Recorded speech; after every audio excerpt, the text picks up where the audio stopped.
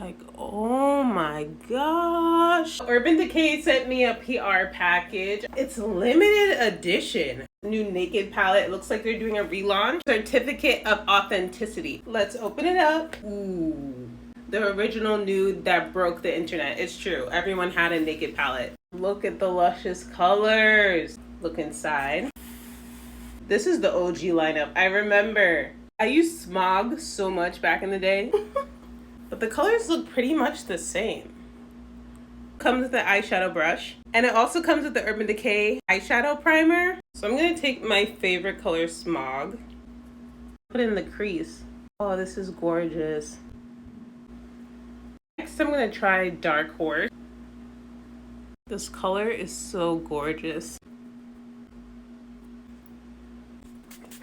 The camera doesn't even do it justice how gorgeous these browns are. Like, look at this.